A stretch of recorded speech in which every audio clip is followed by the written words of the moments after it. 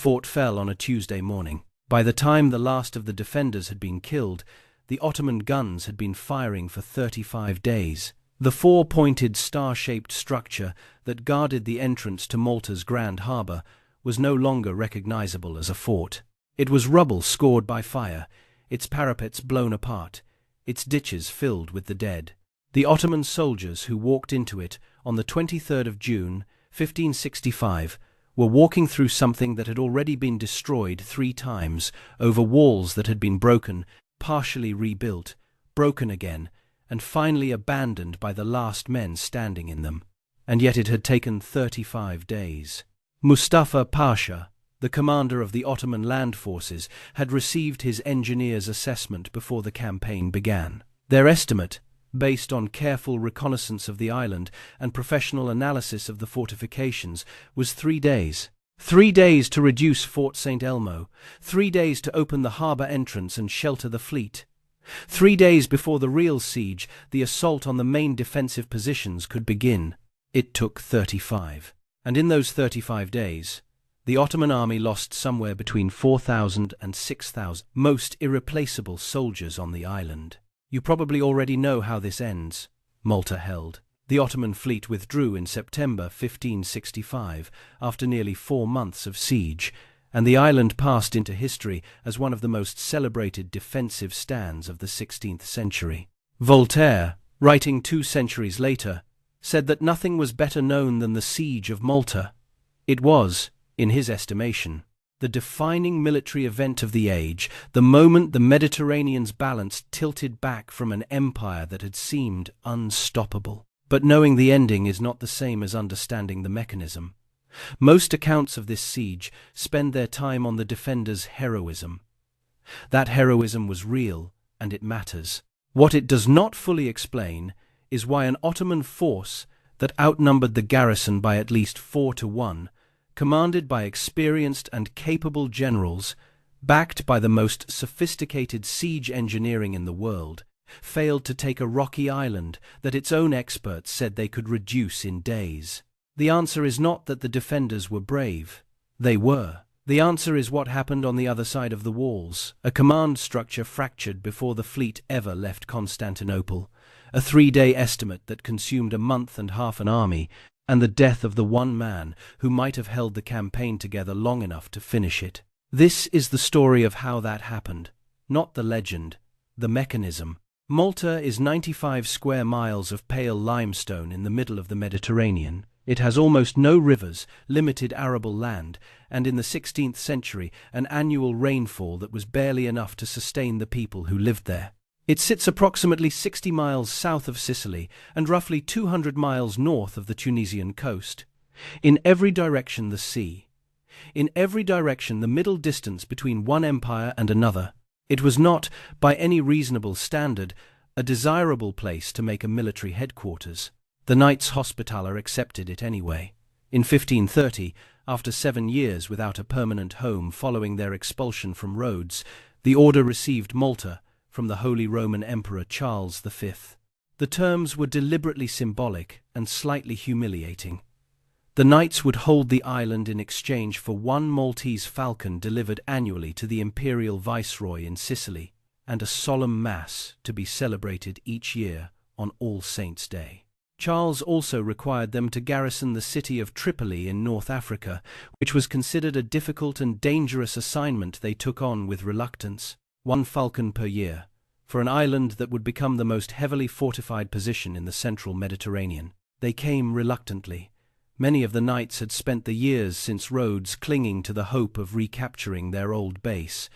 Malta felt like a consolation, not a destination. It was hot, barren, and difficult to defend without significant construction. The island's existing population of roughly 12,000 people was scattered across small villages in the interior, and the harbours, though magnificent, were essentially undefended. But the island had one feature that overrode every objection: the Grand Harbour. The Grand Harbour is one of the deepest natural anchorages in the Mediterranean. It sits between 2 long peninsulas that create a sheltered, almost landlocked basin, large enough to hold fleets that could shelter dozens of warships. The knights recognized immediately that this harbor was the island's strategic logic. Everything they built over the following 3 decades was an extension of that recognition. On the northern peninsula, what is now the city of Valletta, they built Fort Saint Elmo at the tip, guarding the twin harbor entrances. On the southern peninsula, at the settlement of Burgu, Fort St. Angelo anchored the main defensive line at the water's edge, its guns covering the harbor and the approaches from the sea. Between the two peninsulas lay a third promontory, Senglia, where Fort St. Michael was constructed in 6 months in 1552. Across the water between Senglia and Burgu, the knights stretched a heavy iron chain, a physical barrier blocking the inner harbor from any ship that made it past the outer fortifications. If you understand this geometry, you understand the siege. Every decision made by every commander over the next 4 months flows directly from this configuration of peninsulas, forts, and water. The harbor is not background, it is the argument. In 1551, the Ottoman corsair Turgut Reis, known throughout Europe as Dragut, raided the island with approximately 10,000 men. He broke off the assault on Malta itself after a few days, and instead sacked the neighboring island of Gozo, taking nearly its entire population of approximately 5,000 people into captivity before sailing south to Tripoli, which he subsequently seized for himself. The episode was a warning delivered in unmistakable terms. The knights knew precisely what was coming if a larger force ever arrived with more time and more patience. After 1551, construction accelerated. Fort Saint Elmo was built on the tip of the Cyberas Peninsula. Ditches around Birgu were deepened and widened. Artillery was pre-positioned in the harbor forts. The defensive geometry that had seemed adequate for a corsair raid was being reworked for a full-scale siege. Then, in 1560, a combined Spanish and Hospitaller fleet was destroyed at the Battle of Jerba off the Tunisian coast. The Ottoman Admiral Piale Pasha surprised the Christian fleet, sinking or capturing roughly half its ships in a single engagement. It was the high point of Ottoman naval power in the Mediterranean, and it almost certainly should have been followed immediately by an attack on Malta, while the Spanish fleet lay in ruins and the Christian powers were in no position to respond. The Ottomans waited 5 years. That delay was their first, and perhaps largest, gift to the defenders. In 5 years, the Spanish rebuilt their fleet. In 5 years, the knights completed fortification work that had been underway for a decade. In 5 years, Valette had time to recall his knights, recruit his mercenaries, lay in supplies, and prepare the island in ways that would matter enormously when the fleet finally arrived. In August 1557, the knights elected a new Grand Master. His name was Jean de Valette. He was 63 years old at the time of his election and had spent his entire adult life in this conflict, joining the order at 20, fighting at the Fall of Rhodes at 27, serving as a naval commander for the decades in between, commanding the order's galleys, serving as governor of Tripoli, and eventually rising to captain general of the galleys before taking the highest office. He had never returned to his native France after entering the order. He had spent 4 decades on the front line of a war between the Christian maritime powers and the expanding Ottoman Empire, and he had learned it from the inside in a way that very few men on either side fully could claim. In 1541, he was captured in a naval engagement. His galley, the San Giovanni, was taken in a fight against a Barbary corsair fleet. The fleet was commanded by Turgut Reis, the man the Europeans called Dragut. Valette spent approximately a year chained to an oar on a galley before a prisoner exchange freed him. He was 47 years old when this happened. He was the Grand Master of the Order when the same man sailed toward his harbor in 1565. By then, Valette was 70 years old. He spoke Italian, Spanish, Greek, Latin, Arabic, and Turkish, 6 languages, each representing a different corner of the world he had spent his life fighting across. He had been enslaved by the man who was now sailing toward his island as the senior military advisor of the Ottoman expedition. Both men were past 70. Both had spent their lives in the same prolonged conflict, on opposite sides of it. They would not meet directly during the siege. They did not need to. Each understood, with a precision that came from decades of personal acquaintance with what the other was capable of, the nature of the contest they were about to complete. When word reached Malta in early 1565 that the Ottoman fleet was preparing, Valette's intelligence network in Constantinople had been reporting regularly for months. His response was methodical and showed no sign of panic. He had been preparing since Jerba. In August 1560, the day after news of that defeat arrived, he had sent a recall letter to every Hospitaller priory in Europe. All knights were to return to Malta if a summons came. Nearly 600 of the order's 700 knights made it back before the fleet arrived. He recruited Spanish and Italian siegers as mercenaries, bringing professional infantry to reinforce the local militia. He commissioned additional fortification work on Birgu and Senglia. He sent agents to Constantinople and received detailed reports on the fleet's composition, its commanders, and its intended scale. In the weeks before the Ottoman arrival, he ordered every crop on the island harvested, including grain that had not yet ripened, because a partially grown crop was still a food source for an army that had none. He ordered every well on the island poisoned with dead animals and bitter herbs. An army that landed on Malta in May 1565 would find no food, no clean water, no livestock, and no shelter that the defenders had not already prepared to deny them. Before the enemy arrived, he had turned the island itself into a weapon. Then he did something that requires careful explanation, because it looks, on the surface, like an error. He pre-positioned his heavy artillery inside Fort Saint Elmo. Fort Saint Elmo was the weakest position on the island. It sat at the tip of the Cyberas Peninsula, exposed on three sides, built in 6 months during 1552, incomplete in several key sections, and acknowledged by the order's own military engineers as structurally smaller and less capable than ideal. If the Ottomans came with the scale of force that Valette's spies were reporting somewhere between 30 and 50,000 men, an artillery train of dozens of heavy guns, Fort Saint Elmo was going to fall. This was not speculation. It was a professional assessment, and Valette's understanding of siege warfare was sufficient to know his engineers were right. He put the heavy artillery there anyway. His reasoning was a specific calculation with a specific target. The Ottoman fleet could not safely anchor in either of the Grand Harbour's 2 protected anchorages, the Grand Harbour itself or Marsamxet Harbour to the north, while Fort Saint Elmo was operational. The guns in the fort covered both harbour entrances.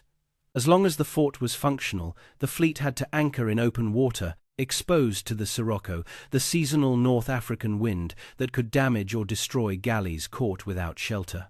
The Ottomans would therefore be compelled to take Fort Saint Elmo before anything else, and by concentrating his best artillery there, Valette intended to ensure that taking it cost them the most irreplaceable thing they had brought with them. He was not trying to save Fort Saint Elmo, he was trying to make it as expensive as possible to destroy.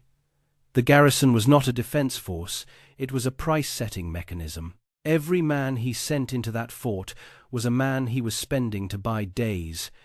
Days that Spain needed to assemble a relief force. Days that the main fortifications of Birgu and Senglia needed to be further reinforced. Days that the Ottoman campaign schedule could not recover. This distinction between saving a position and maximizing the cost of losing it is the central logic of the entire defense. Every other decision Valette made during the siege flows from this calculation. Suleiman the Magnificent was also approximately 70 years old in the spring of 1565. He had been Sultan for 45 years. He had conquered Rhodes, Budapest, and Belgrade. He had broken the Hungarian kingdom at Mohacs in 1526 and besieged Vienna in 1529. He had taken Tripoli in 1551 and shattered a Christian fleet at Jerba in 1560. He was plagued by gout that had worsened steadily over the previous decade and had not personally led a major campaign in several years.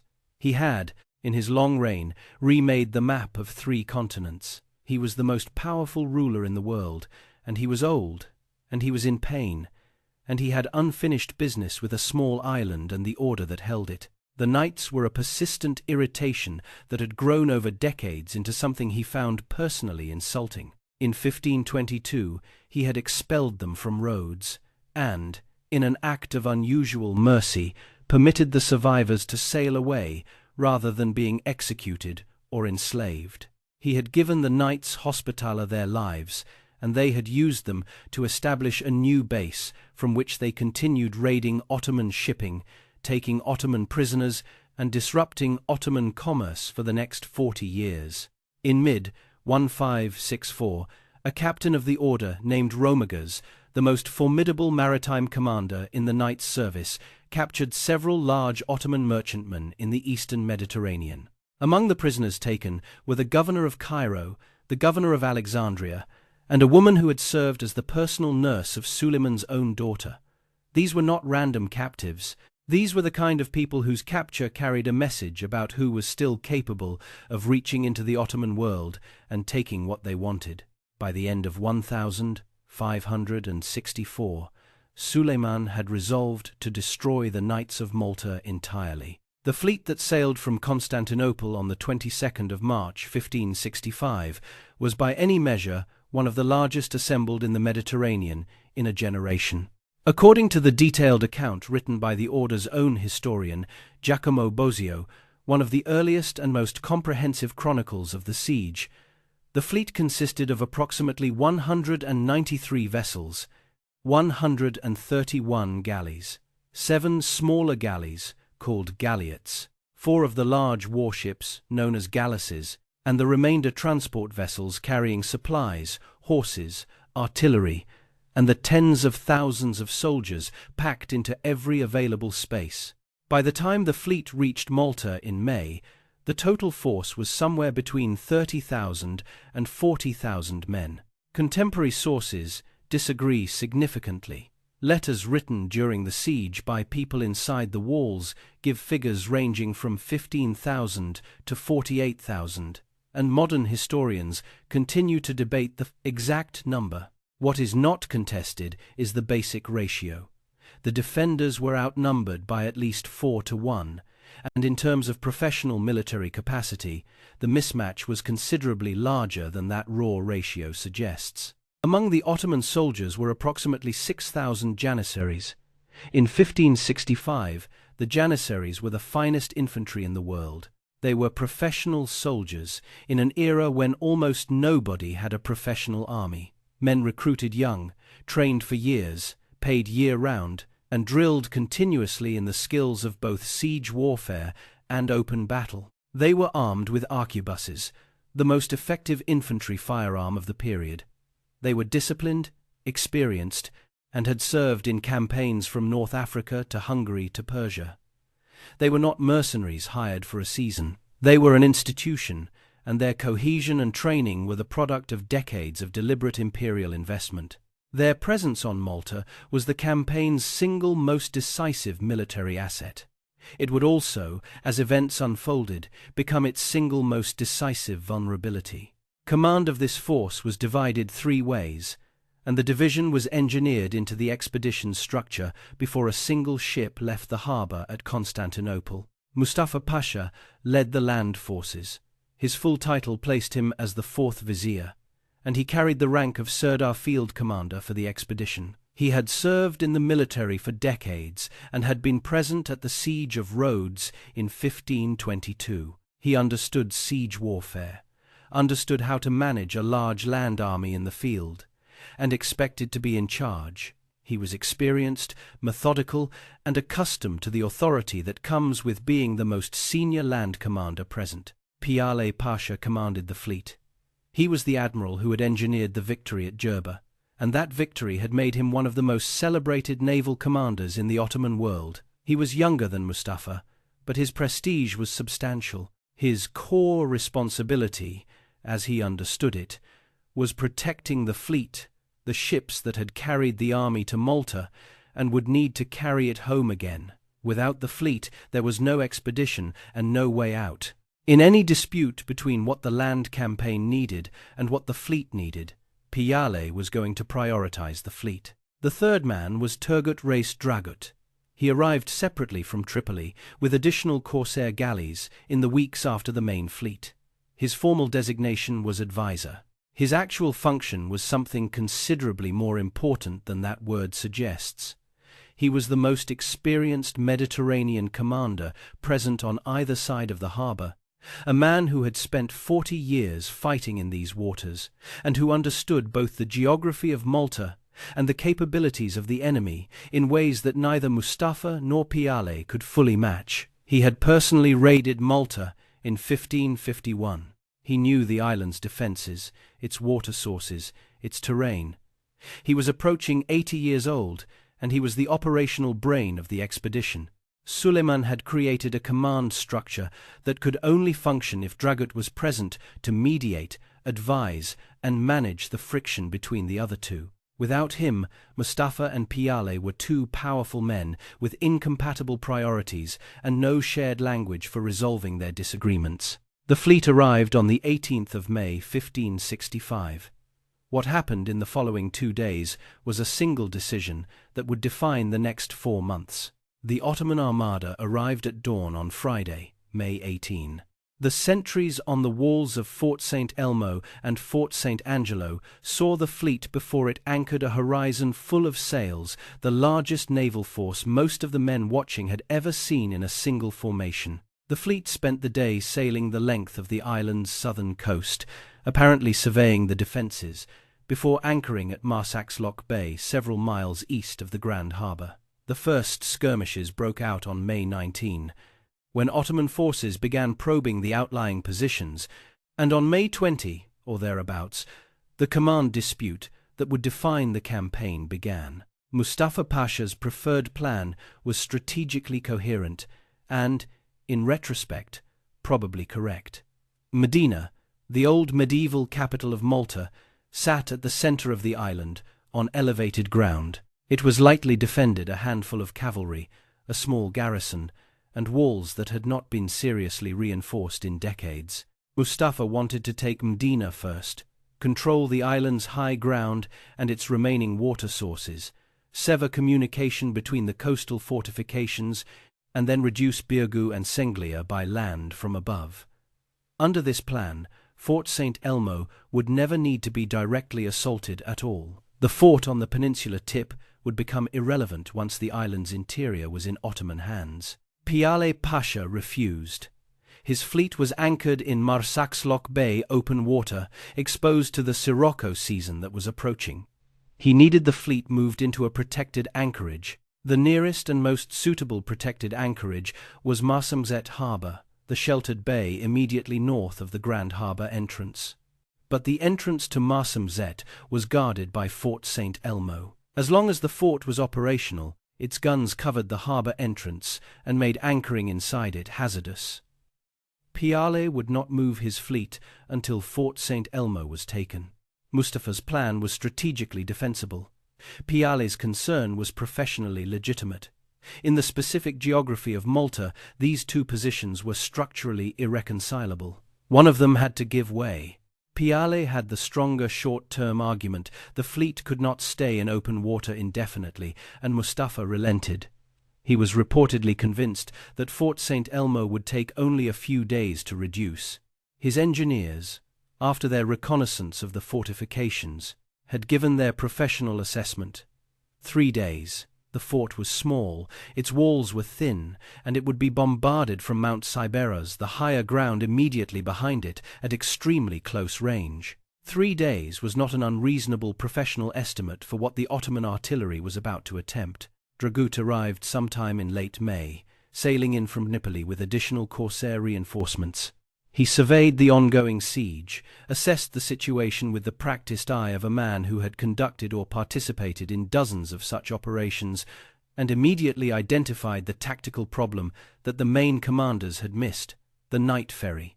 Every evening after dark, small boats were leaving Fort Saint Angelo and rowing across the Grand Harbour to Fort Saint Elmo. They were evacuating the wounded, carrying in ammunition, bringing food, and returning with the men who could no longer fight effectively. As long as this resupply chain functioned, the garrison was not truly isolated. The daytime bombardment could reduce the fort to rubble, but every night it was partially restored not to structural integrity, but to fighting capacity. As long as fresh men and ammunition were reaching the garrison under cover of darkness, the fort would not starve or run dry. Dragut set up artillery batteries specifically designed to interdict the harbor crossing. He chose positions that covered the most likely boat routes. The night ferry immediately became more dangerous and more costly. Not impossible, Valette continued running it, but no longer free. The main bombardment began in earnest on May 27. 36 Ottoman guns were emplaced on the heights of Mount Sybaris, firing down onto Fort Saint Elmo at close range from above. The bombardment was, by contemporary accounts, almost continuous during daylight hours. Within a week, the fort had been reduced to rubble. The parapets were gone. The outer walls were broken at multiple points. The gun positions were exposed to plunging fire from above. By any conventional standard of 16th-century siege warfare, the fort was destroyed. It kept fighting. Valette was running the night ferry under increasingly dangerous conditions, evacuating the most seriously wounded and sending in replacement soldiers and ammunition. The garrison was not defending intact walls, it was defending the ruins of walls, using the rubble itself as cover, fighting from behind broken stone in positions that had been destroyed and partially rebuilt and destroyed again. Every morning the Ottomans looked at the fort and saw something that should have stopped fighting. Every morning it resumed. By early June, after nearly 2 weeks of bombardment and repeated infantry assaults, the Janissaries had taken casualties that were beginning to alarm their officers. The 3-day estimate had become 2 weeks. The campaign schedule, built entirely around the assumption of a quick, early reduction of Fort Saint Elmo before the main assault on Burgou and Senglia, was already broken beyond recovery. On June 8, a message was sent from the garrison of Fort Saint Elmo to Grand Master Valette. The message was not a request for evacuation. The men inside the fort had not broken and were not asking for terms. What they asked for was something different and, in a way, more desperate: permission to die differently. Captain Gonzalo de Medrano, commanding the fort's Spanish soldiers, sent word across the harbor that the position could no longer be held as a functioning defensive installation. The walls were gone. The garrison was shrinking from casualties every day. The ammunition, though resupplied nightly, was barely keeping pace with what the constant combat consumed. Rather than wait passively inside the ruins for an assault that was going to kill them all, the garrison wished to make a final sortie, to go out fighting in the open, to take as many of the enemy as possible in one last engagement, and to choose the manner of their own deaths rather than have it chosen for them. Valette refused. His response was carried back across the harbor in a small boat in the night. Saint Elmo must hold until reinforcements arrived. He did not specify when reinforcements would arrive. He did not promise they were certain. He did not acknowledge the question of what the garrison was supposed to do with the knowledge that they were probably waiting to die. He told them to hold, and his authority as Grand Master meant the order was obeyed. Then he permitted something that has no direct parallel in the rest of the siege. Knights from the main fortress at Burgou volunteered to row across the harbor to join the Saint Elmo garrison. Not ordered voluntarily. Men who understood clearly that the fort was being systematically destroyed, who understood that no relief force was imminent, who understood that rowing across that harbor meant joining a dying garrison in a dying fort, elected to make the crossing anyway. Some accounts suggest there were multiple such crossings over several nights. Valette permitted them. He could not grant the garrison a sortie. He could grant men the right to choose what they were willing to die alongside. The nature of this moment deserves some attention, because it is easy to pass over it in the narrative of tactical decisions and casualty counts. Valette was a former galley slave who had spent a year chained to an oar under the command of the same man who was now outside his walls. He understood, in a way that went beyond professional military calculation, what it meant to have no choice about how you suffered. When he denied the garrison its sortie, he was not being cruel toward men he did not care about. He was being the kind of cold that only a man who believes absolutely in what he is protecting can allow himself to be. The calculation that every additional day Fort Saint Elmo held was worth more to Malta's survival than the lives it cost was correct. It was also a thing that required a specific kind of human being to make it and enforce it. The assaults continued through June with mounting Ottoman casualties and mounting desperation on both sides of the walls. On June 10, a major Turkish assault was repelled at heavy cost. The defenders fought from rubble that barely qualified as walls, using every piece of broken stone as a fighting position, the Spanish arquebusiers firing at point-blank range into the assault waves. On June 15, another assault. The tempo was accelerating, but the fort was not falling the way the Ottoman command needed it to fall. On June 16, the most sustained assault of the entire St. Elmo phase was launched, a full-day attack that drove the defenders back into the fort's innermost positions, and that drew every able-bodied person inside the ruins into the fighting. Francisco Balbi di Correggio, the Spanish soldier who kept a diary throughout the siege and remains the most important eyewitness source for both sides of the operation, wrote that during this assault, the galley slaves and hired oarsmen housed inside the fort joined the defense. He noted that they fought almost as bravely as the knights themselves. This single line in a soldier's field diary contains something worth holding on to. In the worst days of Fort Saint Elmo, the men defending it were not only knights and professional soldiers, they were everyone. The janissaries attacking those positions were suffering losses that their officers could not easily account for in their reports back to command. A small outwork, expected to fall in 3 days, had now absorbed 3 weeks of full assault by the finest infantry in the world. The explanations available to Mustafa Pasha were running out. On June 18, Dragut was in the Ottoman forward trenches below Fort Saint Elmo, inspecting the artillery positions, and according to the accounts arguing with the gunners about the angle of their fire. He believed the guns were set too high and was insisting they be lowered to a flatter trajectory to rake the defenders behind the rubble rather than simply continuing to pound the walls.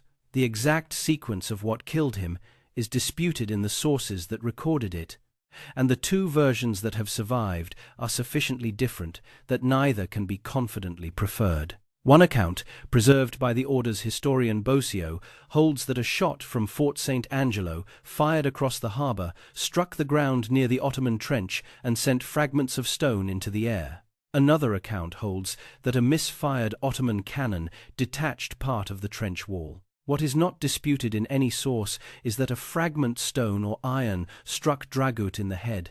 He was carried immediately to his tent. He did not recover consciousness. He died on the 23rd of June, 1565, the same day that Fort Saint Elmo fell. The fall of Fort Saint Elmo was not a single dramatic last stand.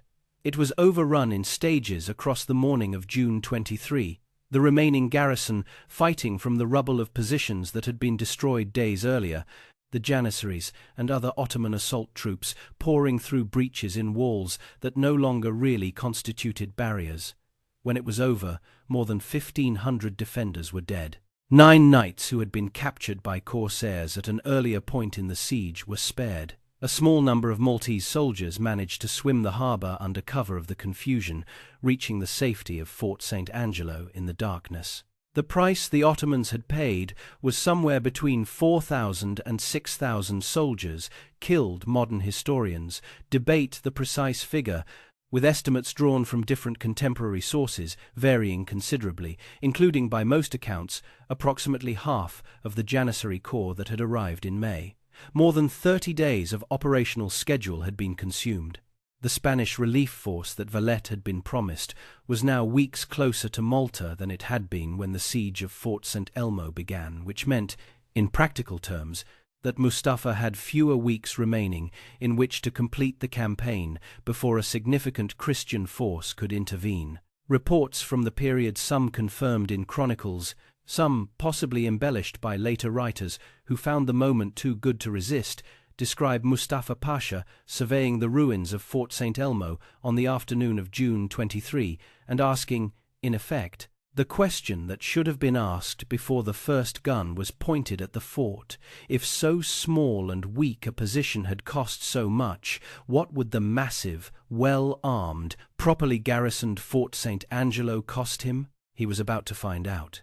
But before the assault on Birgu and Senglia could be organized, there was one final transaction to complete. Mustafa ordered the bodies of the fallen knights decapitated. Their remains were secured to wooden boards shaped into crosses and floated across the Grand Harbour toward Fort Saint Angelo, where the main garrison could watch them arrive at the water's edge in the morning light. It was a message sent in the language both sides understood. Surrender now, or this is what awaits every man behind these walls. Valette's response was to execute every Turkish prisoner currently held in the fortress. Accounts of exactly what happened next to those remains have grown. In the retelling over the centuries, the image of heads loaded into cannon barrels and fired back across the water appears in various popular histories and is vivid, enough to have become part of the siege's mythology. It is almost certainly not literally accurate. The physics of what a cannon does to a human head make the story implausible, and the detail does not appear in the most reliable eyewitness sources. What is documented, across multiple contemporary accounts, is the intent. A reply went back across the water. The psychological warfare was real. The precise mechanism need not be. What is not embellishment is the order Valette issued to his garrison in the aftermath of this exchange. It was unambiguous. No more prisoners would be taken. Both sides had now communicated, in terms that could not be misread, what the end looked like if either of them lost. With Fort Saint Elmo gone and Dragut dead, the Ottoman command structure consisted of two men who had disagreed about every significant decision since the fleet arrived in May. There was no arbiter now, no third voice with the experience, the authority, and the personal credibility to break the impasses that would continue to develop between Mustafa and Piale as the campaign ground forward. The impasses did not stop. The main Ottoman camp was established at Massa, in the low ground between the two peninsulas, close to the knights' primary fortifications. Artillery was repositioned to cover Birgu and Senglia. Fresh plans were drafted. The fleet moved into Marsamzet harbour, finally safe from the Sirocco. The campaign entered its second phase. What Mustafa now faced was a fundamentally different problem from the one he had expected to face. He had arrived in Malta with a Janissary corps of approximately 6,000 men and an additional 30,000+ soldiers of varying quality and purpose. After Fort Saint Elmo, roughly half of those Janissaries were dead. The remaining assault infantry, the men capable of the sustained, disciplined, close-quarters fighting that storming a prepared fortification required, were a fraction of what had arrived in May. Every assault on Birgu and Senglia would cost men that could not be replaced within the campaign season. In late June and July, Mustafa launched what he had designed as the campaign's decisive operation, a coordinated attack on both Birgu and the Senglia Peninsula simultaneously. The plan combined a land assault on Fort St. Michael the Fort at the tip of the Senglia promontory with a seaborne assault along the waterfront of the peninsula itself. The idea was tactically sound.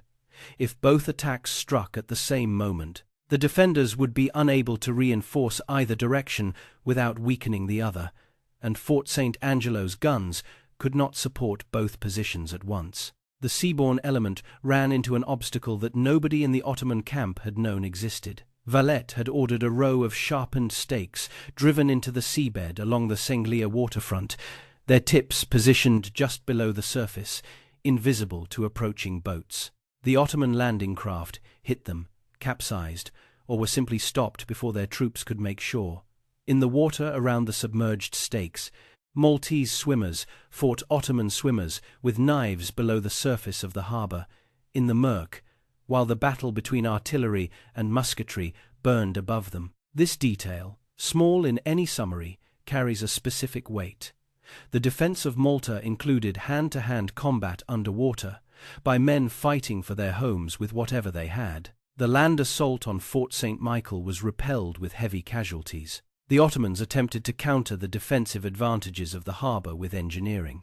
They constructed a siege tower, a massive wheeled structure, armoured against fire, with leather sheets kept continuously moist from water tanks built into its frame, designed to be rolled against the walls and used to place sharpshooters above the level of the parapets, firing down into the defenders. It was a serious piece of military engineering, the product of the same tradition that had broken fortifications from Constantinople to Rhodes to Tripoli.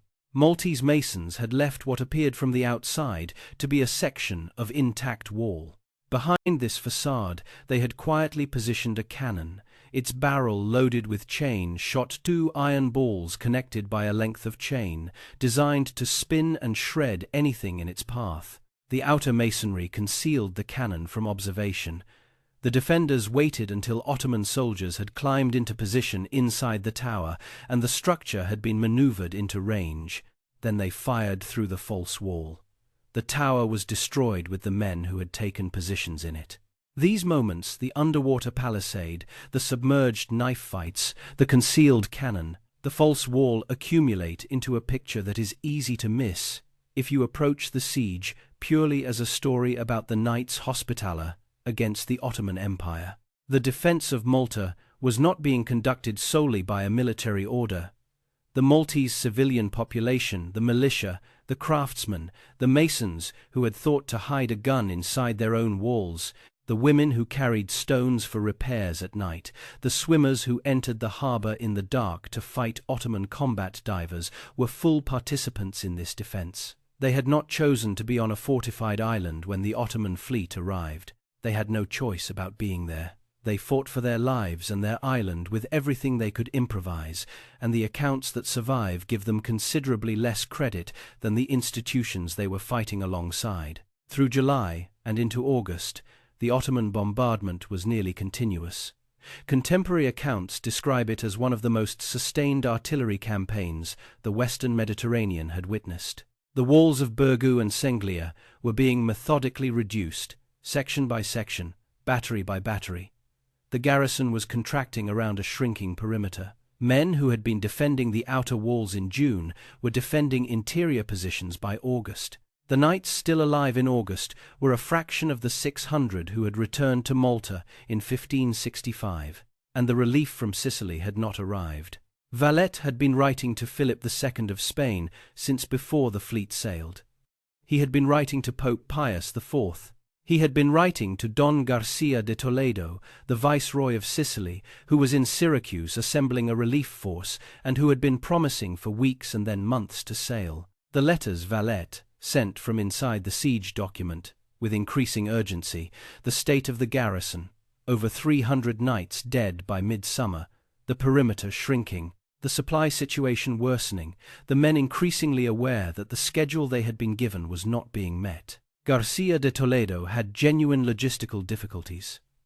Assembling a relief force capable of landing troops on a defended coastline held by the Ottoman fleet was not a trivial operation. Philip II was cautious about committing a fleet to an engagement with the same Ottoman navy that had destroyed the last Christian fleet at Jerba 5 years earlier. The delays were not entirely the product of cowardice or bureaucracy, they were partly the product of real constraints and real risks. But from inside the walls of Birgu, those constraints were invisible. What was visible was that the relief had been promised and had not come, and that every day it did not come was a day the garrison spent with slightly fewer men and slightly less ammunition than the day before. The defenders knew the relief was late. This is documented in the sources not as inference, but as something the garrison and its commanders explicitly knew and discussed. They were not holding because they believed Spain was coming tomorrow. They were holding because they had nowhere else to go, and because they had watched what happened to Fort Saint Elmo, and because the alternative to holding was a harbour full of wooden crosses. In late July, and through the first weeks of August, Mustafa committed to the maximum effort that the campaign had been building toward since May. The bombardment reached its greatest sustained intensity. Multiple points along the Birgu and Senglia walls were targeted simultaneously. Fresh assaults were planned against sections of wall that had been partially reduced. The defenders were repairing at night what the guns destroyed by day, using timber and stone dragged from the rubble of buildings that no longer existed as buildings, packing gaps in the walls with whatever material was available. On August 7, the walls of Birgu were breached. Ottoman soldiers went through the gap.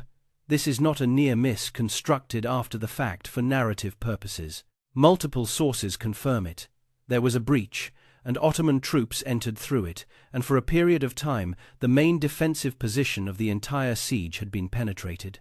How long that period lasted is unclear. The accounts give different impressions, but it was long enough for the situation to be recognized, on both sides, as a potential collapse. The defenders plugged the breach with everything available. Men from other sections of the wall were pulled toward it. Timber, stone, and rubble were thrown into the gap. Women from the town were recorded carrying building materials to the breach under fire. The effort to seal it was the kind of action that happens when a community is defending itself rather than when a garrison is executing a tactical plan, improvised, urgent, and drawing on every person capable of moving. What finally reversed the situation came from outside, from the direction of Medina, the old capital in the island's interior. Lightly garrisoned throughout the siege by a small force of cavalry under the knight, Vincenzo Anastaghi, a body of horsemen appeared on the northern road leading toward the Ottoman camp. They rode fast, they hit the supply lines and the rear positions. They moved through the area around the Ottoman field hospital, killing the wounded who had been deposited there.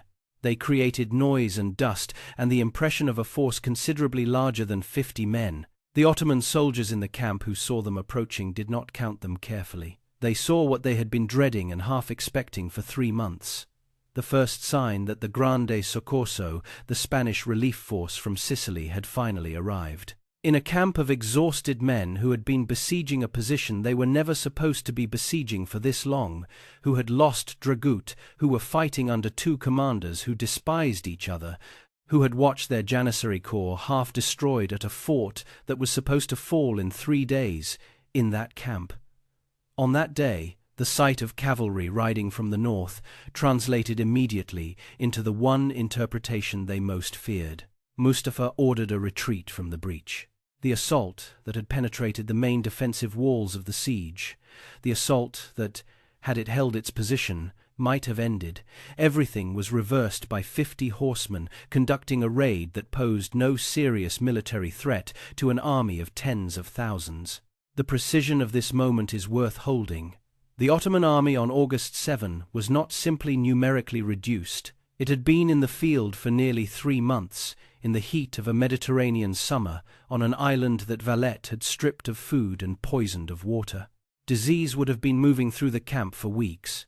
The Janissaries, whose assault capacity was the campaign's essential instrument, had been depleted beyond recovery at Fort Saint Elmo. The 2 men in command of the army were operating without a common strategic purpose, and the army had been waiting since May for a breakthrough that kept being deferred by walls that should have fallen weeks ago.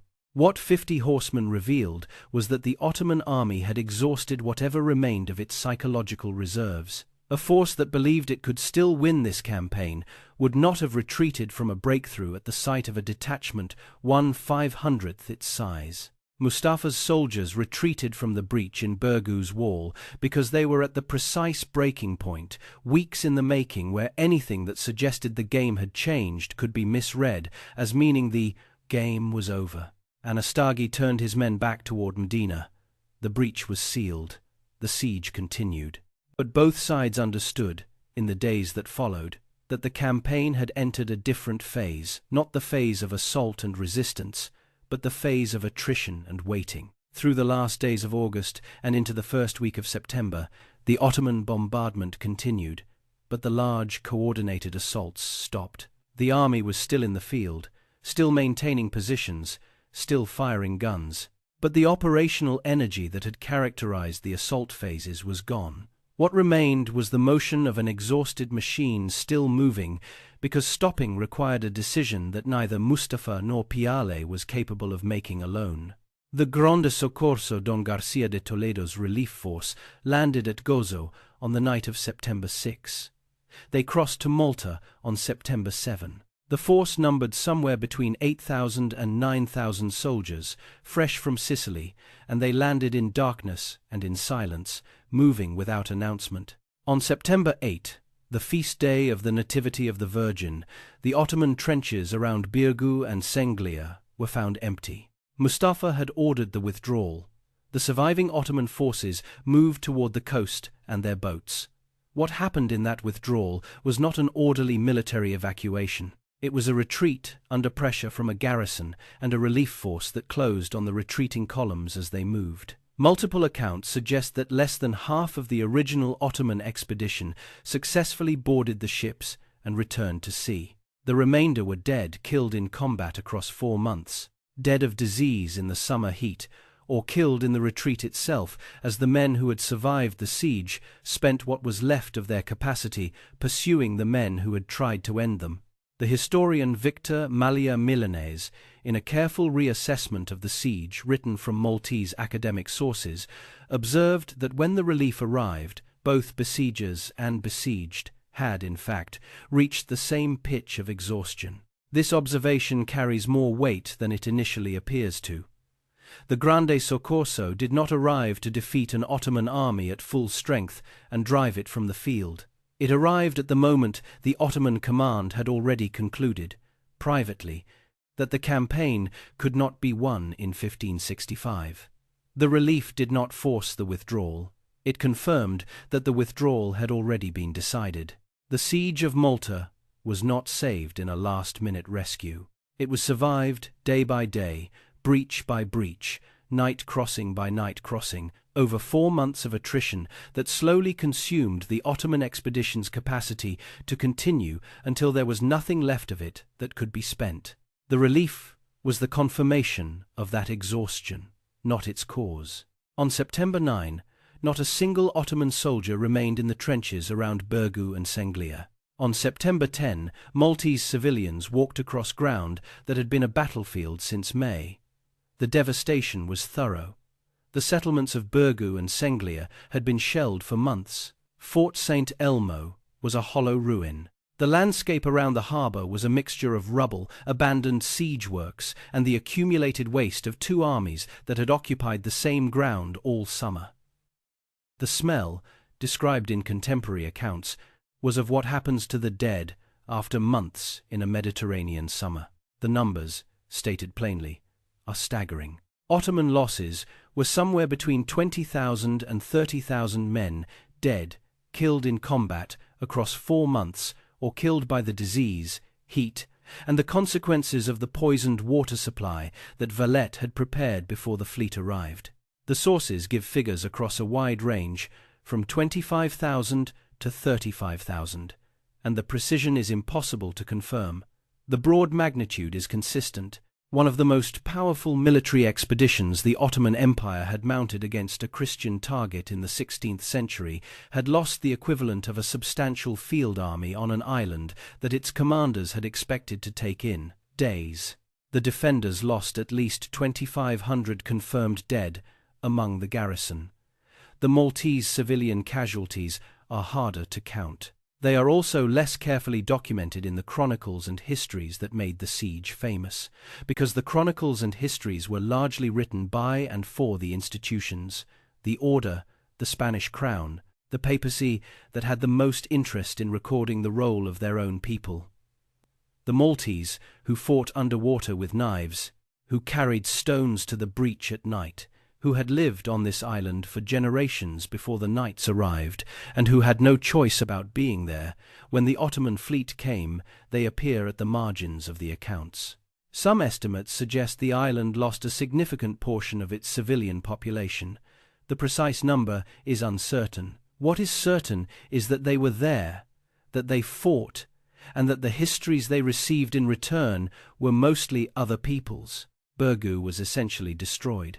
Senglia was rubble. Fort Saint Elmo was the remains of a wall around a graveyard. The entire coastline of the Grand Harbour had been systematically reduced to a state that required rebuilding from the foundation. Suleiman the Magnificent, who had planned the expedition and sent the fleet, learned of the defeat. The following year, 1566, he launched his final military campaign in Hungary, against the fortress of Szigetvar. He died during it, in September 1566, at approximately 71 or 72 years of age. He had been Sultan for 46 years and had remade the political map of 3 continents. He never came to Malta. He never took it. The unfinished business he had carried since 1522, when he let the knights sail from Rhodes, was never finished. Dragut was buried in Tripoli, in the city he had governed and built his legacy around. His tomb still stands, near a mosque that bears his name. Valette survived. He was 70 years old when the siege ended, and 73 when he died, in Malta, on the 21st of August 1568. By the time he died, he had done what commanders sometimes do when they survive the event they spent their careers preparing for. He was building.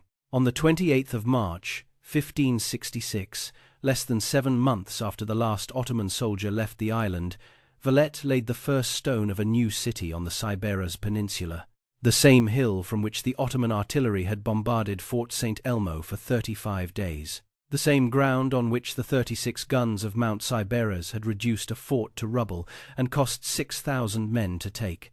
He built a city there, designed by Italian military architects, specifically configured so that the elevated ground from which the Ottomans had commanded the harbour would never again be available to a besieging force. Every ridge, every slope, every sight line incorporated into a defensive system that used the peninsula's geography as its first line of protection. He did not live to see it finished.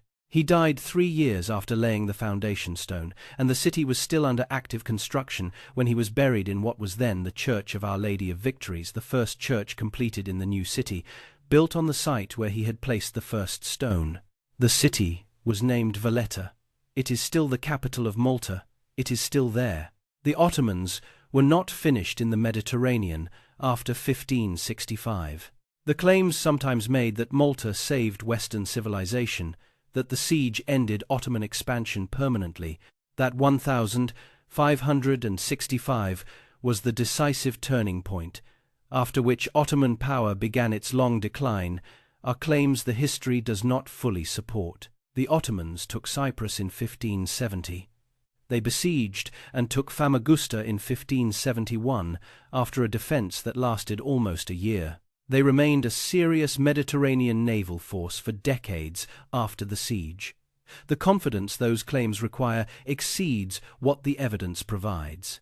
What the siege clearly accomplished, and what the years immediately following it confirmed, was more specific and more modest, and therefore, in some ways, more interesting. It demonstrated that the Ottoman military machine had structural vulnerabilities that a sufficiently prepared, sufficiently ruthless defender could exploit. It demonstrated that the Janissary Corps, for all its capability, was an irreplaceable asset that could be spent at a rate that precluded recovery within a single campaign season. It demonstrated that a divided command, deprived of its arbiter by chance or by a shot from across a harbour, lost its capacity to convert tactical advantages into strategic results. And it demonstrated that a garrison willing to make the specific calculation Valette made to spend men not to save positions but to destroy the enemy's ability to sustain the campaign could force a much larger force